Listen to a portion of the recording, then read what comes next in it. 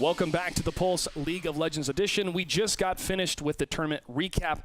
Now we're going to take it back a bit and let's hear from Riot themselves along with some of the pros about what they think about the current scene. Dan, you were able to visit the Riot headquarters.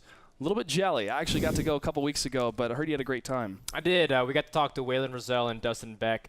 Those guys are very much involved in the LCS, and we talk about LCS and tournaments. And a lot of people are just saying that, you know, Riot is just doing this because they want to push their game forward, but they have a much bigger vision than that and a much bigger culture than what we normally expect from most organizations. Let's have a look at what we saw when we went to Riot.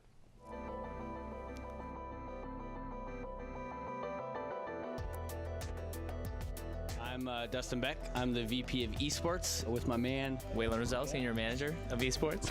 I basically get to mix the two passions of my life, which are sports and League of Legends. The LCS is the League Championship Series. It's a consistent structure for esports. Instead of not knowing when the next tournament's going to be, it's once every month or once every couple months. Now there's a regular season format, there's playoffs, there's an all-star game. It all culminates with a world championship. It's a global system that's going to help really thrust esports to the next level. Dustin's a huge NBA fan, and I'm a baseball, football guy. We've taken a similar approach with our broadcast of, hey, NBA does this, FIFA does this, college football does this. And we sort of take that and make it special for League of Legends. I believe we're going to be publishing our rule set pretty soon on our website that's going to have all the guidelines for, you know, when is a game of record established. In baseball, there's the 5th inning rule. So we're doing everything to address those situations. We're doing things to address trade.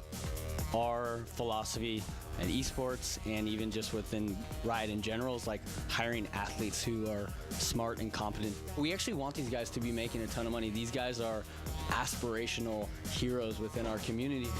We're really laser focused on listening to our players, and when they tell us they want something, we will go the extra mile to make sure that we deliver the best experience to them. These guys are franchises, these teams are franchises. We want them to thrive, and we want them to be very, very successful, because that's how we ensure long-term stability and long-term success. Just like franchises are important for long-term success, so is a really strong ecosystem from top to bottom, not just the LCS and the Asian Pro Leagues. NFL isn't successful without NCAA football, and that's how we kind of view our challenger tier.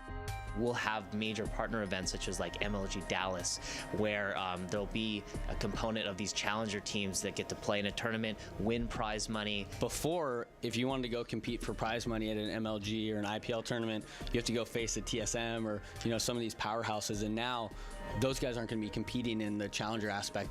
If people are nipping at your buds and you need to worry about, you know, getting relegated and losing your salary and losing this kind of spotlight in the LCS, like, that's serious business. And we're really kind of excited about the future of the amateur scene. We have 3 leagues in Asia. We also have OGN, who's running an established league in Korea. There's emerging countries that are now starting to get into the fold, like a Brazil or a Turkey, who are also going to have some sort of representation for the World Championship. That's going to become our focus. It really speaks to the diversity of our game and the fact that it's a global sport. We've also brought on people with like a vast amount of experience in the NFL and the Olympics to like tell the stories behind the scenes. It's not just about the games, it's about the players and sort of their stories that we're looking to bring forth now. We're all so genuinely passionate about esports. Everyone is just here like kind of loving what we're doing. We're getting to deliver this great experience to our fans, and that's really what's kind of motivating us to kind of go above and beyond and really evolve what esports has traditionally been to what we think it's going to be.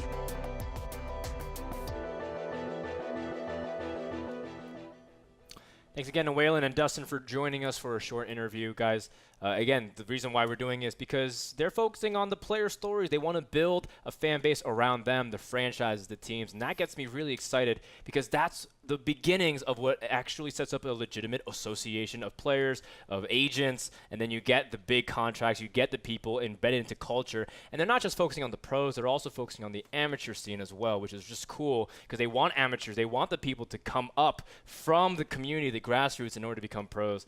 That kind of stuff really excites me because that just means esports is really hitting the next stride to potentially hit the mainstream.